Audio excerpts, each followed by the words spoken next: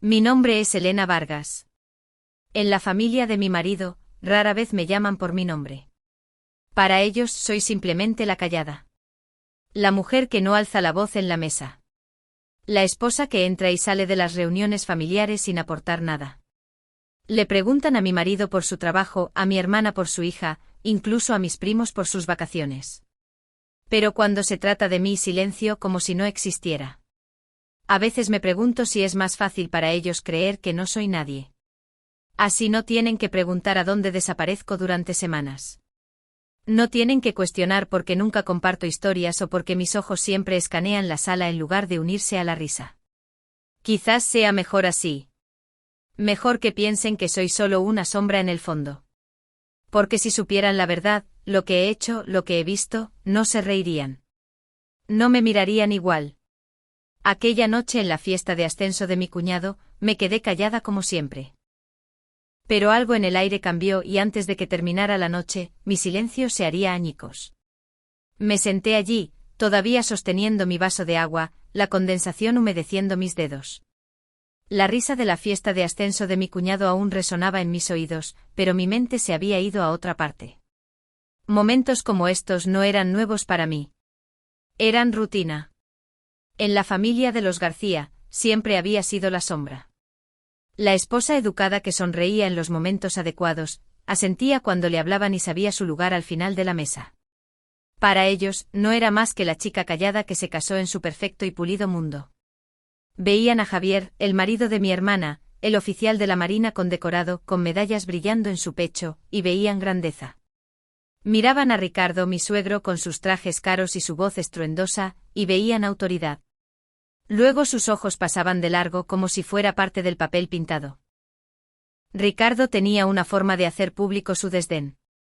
Le daba una palmada en la espalda a Javier y decía, así es un verdadero soldado. No todos pueden soportar el peso del servicio. Su mirada se dirigía hacia mí afilada como un cuchillo. Mi hermana, Laura, fruncía los labios dividida entre defenderme y mantener complacido a su marido. Ella siempre elegía el silencio. Solía preguntarme si era mejor así, si dejar que pensaran que era ordinaria los libraba de la verdad. Después de todo, ¿cómo podían reconciliar a la nuera callada con la mujer que una vez usó botas de combate en desiertos por los que ellos nunca caminarían?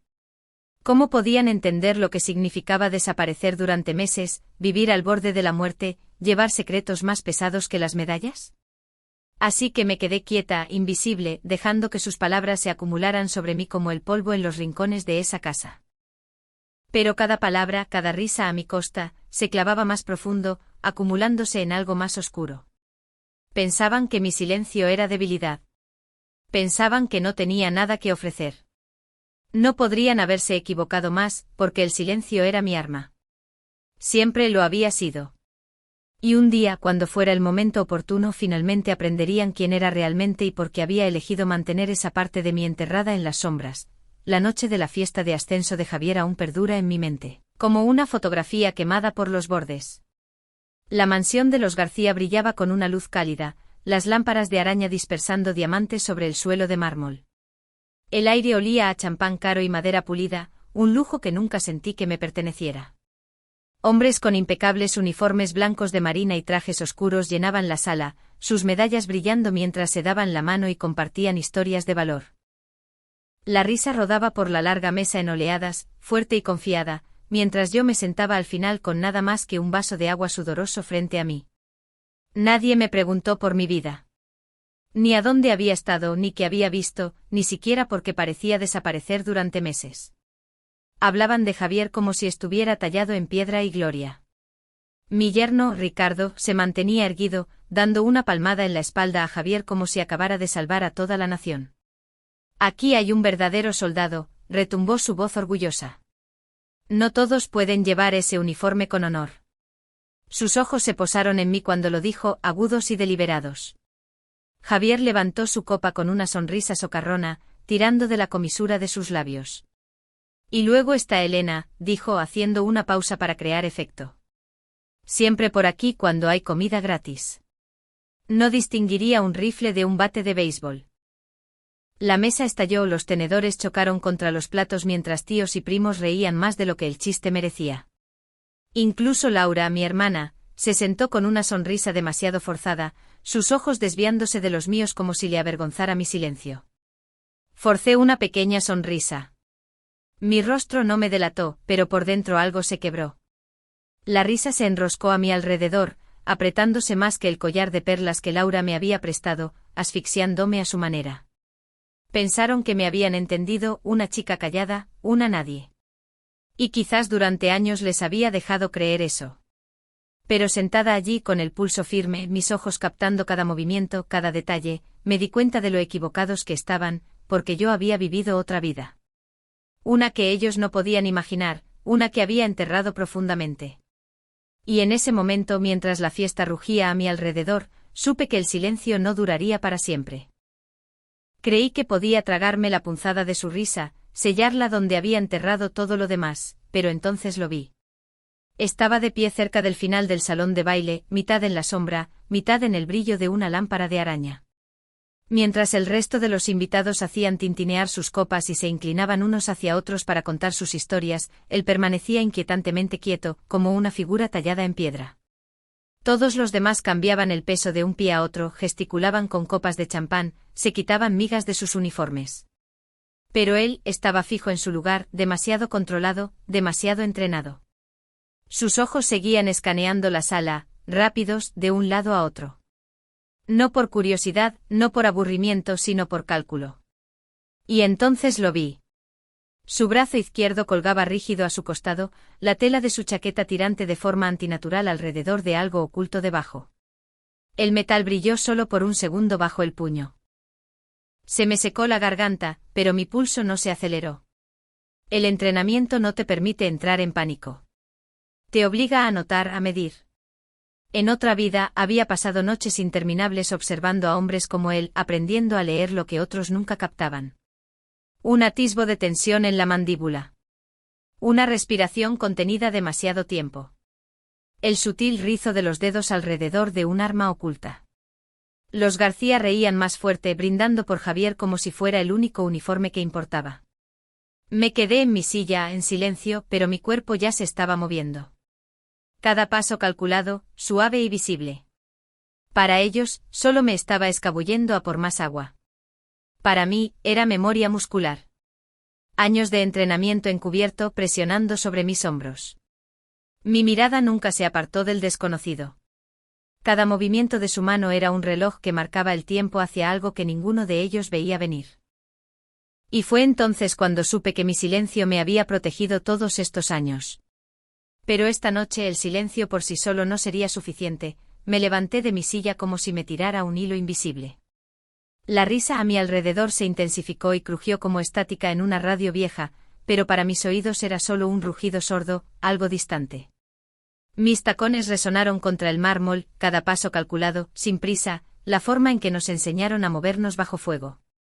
Nadie se dio cuenta. Nadie lo hacía nunca. Javier todavía se bañaba en el foco de atención, con la copa en alto, su voz resonando con otra historia que no era del todo suya. Mi hermana reía a su lado con la mano apoyada ligeramente en su brazo. Nunca me miró, pero el hombre en la esquina, él era todo lo que veía. Su postura gritaba peligro. Brazo izquierdo rígido, hombro tenso, dos ojos fijos escaneando como un depredador, buscando un momento para atacar. El brillo del metal volvió a destellar, solo por un instante, pero eso fue todo lo que necesité. Aparté mi vaso, alisó mi vestido y me deslicé entre grupos de oficiales y sus esposas. Para ellos solo me estaba moviendo silenciosamente, educadamente, excusándome. Para mí, era un acercamiento, igual que una vez cerré la distancia en callejones y casas seguras en el extranjero. Finalmente lo alcancé. General Martínez.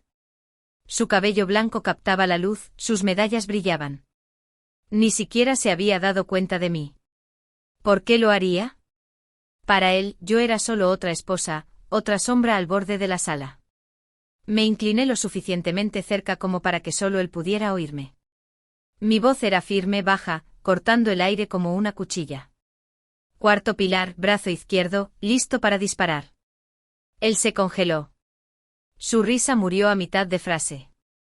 Entonces, sin decir una palabra, levantó un dedo. La reacción fue inmediata.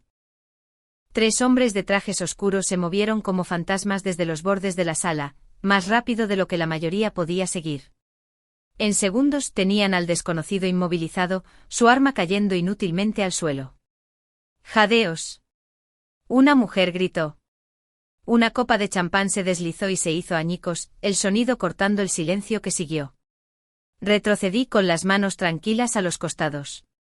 Por primera vez en toda la noche, todas las cabezas en esa sala brillante se volvieron hacia mí. Sus sonrisas habían desaparecido, sus risas estranguladas en sus gargantas. Y en esa pausa sin aliento, lo sentí, la máscara resbalándose, la verdad comenzando a filtrarse. La sala aún resonaba con el eco del cristal rompiéndose cuando finalmente levanté la vista. Y fue entonces cuando lo vi. Y a Javier. No miraba al hombre que se lo llevaban. Ni siquiera estaba agradeciendo al equipo que acababa de salvarle la vida. Sus ojos se habían fijado en mí abiertos, frenéticos, casi salvajes. Por un instante pensé que era el miedo a la muerte lo que aún se aferraba a él. Pero no, esto era diferente. Este era el miedo al reconocimiento, el terror a la exposición. Había visto esa mirada antes hace años en Koble cuando acorralamos a un contrabandista que había estado filtrando información a manos equivocadas.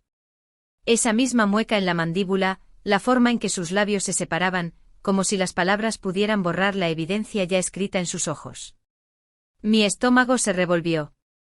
Los recuerdos que había enterrado volvieron a la carga. Javier apartándose de la mesa cada vez que salían ciertas noticias. Una barbacoa donde desapareció justo cuando los titulares sobre envíos de armas desaparecidas aparecían en la pantalla. Aquella vez en una gala militar, cuando le ladró a un coronel por un informe de logística, y luego se rió demasiado rápido. En aquel entonces los descarté como rarezas. Ahora se alineaban como coordenadas en un mapa. Reproduje cada momento en mi cabeza como si estuviera escaneando imágenes satelitales, superponiendo líneas de tiempo y firmas. Las piezas del rompecabezas encajaron con una claridad aterradora. Las promociones de Javier. La repentina riqueza que nunca explicó. Las fastuosas fiestas financiadas con dinero que no cuadraba. Había pasado años viéndolo disfrutar de los aplausos mientras guardaba silenciosamente estos fragmentos sin darme cuenta de por qué. Esta noche el patrón finalmente se reveló. El cuñado al que me burlaba como inútil, que sonreía mientras mi propia familia me miraba como a través de un cristal. Él no era el héroe que adoraban. Era algo completamente diferente, un traidor. La palabra me atravesó como metralla.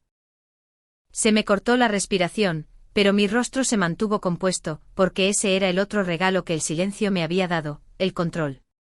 Nadie en esa sala brillante vio la tormenta desatándose en mi interior. Javier levantó su copa de nuevo, forzando una sonrisa que no llegaba a sus ojos. Su mano temblaba. Inclinó la cabeza ligeramente como si todavía fuera la esposa callada estirando el cuello por aburrimiento. Pero por dentro sabía que finalmente lo había visto. Y también sabía que esto era solo el principio. Después del caos de la fiesta, el silencio me siguió a casa como una sombra. La casa estaba en silencio, pero mi mente no. Me quedé despierta en la oscuridad. La risa de los García aún resonaba débilmente en mis oídos. Y el rostro de Javier ardía en mi memoria. Esa mirada, pánico, no alivio, culpa, no gratitud. La había visto antes. Sabía exactamente lo que significaba. A las 2 de la madrugada, renuncié a dormir. Me levanté de la cama, con cuidado de no despertar a mi marido, y caminé por el pasillo hasta el estudio. Mis dedos temblaron ligeramente mientras abría la vieja caja fuerte escondida detrás de una foto enmarcada que nadie se molestó en quitarle el polvo. Dentro, donde la mayoría de las familias podrían guardar joyas o bonos, guardaba un solo objeto, una pequeña unidad USB rayada. La última reliquia de una vida que mis suegros juraron que nunca tuve. La conecté a mi vieja computadora portátil militar. La pantalla brilló en azul, zumbando a la vida como una vieja amiga. Archivos encriptados esperaban intactos durante años hasta ahora. Empecé a buscar. Números de serie de envíos de armas, códigos de autorización, informes redactados de Europa del Este, Oriente Medio. Mientras me desplazaba, surgieron patrones, quechas que coincidían con los despliegues de Javier, equipos listados como entregados pero que nunca llegaban a las unidades necesitadas. Recordé los rostros de los soldados que entraban en misiones mal equipados, algunos que nunca regresaron a casa. Y entonces lo vi. El mismo código de autorización marcado una y otra vez, vinculado a nombres que reconocí del círculo de Javier. Hombres que reían más fuerte en esas fiestas. Pero el nombre de Javier nunca aparecía. Él era más inteligente que eso. Dejaba que otros firmaran. Se mantenía limpio, intacto. O eso creía. Miré las líneas de texto brillantes, mi reflejo débil en la pantalla de la computadora portátil. Mi pecho se sentía pesado, pero mi respiración se mantenía uniforme, constante. Esto ya no eran rumores. Eran pruebas. El cuñado al que adoraban, el hombre en el que mi hermana confiaba con su corazón, estaba desviando armas destinadas a proteger a los soldados españoles. La verdad estaba allí, pulsando en la pantalla frente a mí. Y por primera vez en años mi silencio se sintió menos como una armadura y más como una prisión. Mañana sabía que tendría que elegir, proteger a la familia que nunca me vio realmente, o proteger las vidas de los soldados que aún creían en el juramento que una vez hice. Al amanecer mis ojos ardían por mirar la pantalla, pero la decisión ya estaba tomada. La prueba estaba en mis manos, más pesada que cualquier arma que hubiera empuñado. La casa todavía estaba impregnada del silencio del luto cuando envié un mensaje a Javier. Le dije que me encontrara en la biblioteca. Solo nosotros. Sin excusas. La biblioteca olía a cuero y humo viejo, estanterías que se extendían hasta el techo. Retratos de García muertos hace mucho tiempo miraban con desaprobación. Esperé en la silla del rincón, la unidad USB apretada entre mis dedos como un gatillo. Cuando la puerta se abrió, Javier entró con la chaqueta del uniforme aún puesta, la mandíbula tensa. Ahora se parecía menos a un héroe y más a un hombre acorralado. No perdí tiempo en palabras. Dejé la carpeta de documentos impresos sobre el escritorio y se la deslizó. Mis ojos se encontraron con los suyos, firmes, inescrutables por una vez. No podía reírse de esto. Pasó las páginas, su mano temblando mientras cada hoja revelaba otro envío falsificado, otra caja de armas desaparecida, otro código de autorización falsificado. Su rostro perdió el color. Tragó saliva. Elena susurró con la voz quebrada. ¿Te das cuenta de lo que esto significa? Si entregas esto, no solo acabarás con mi carrera.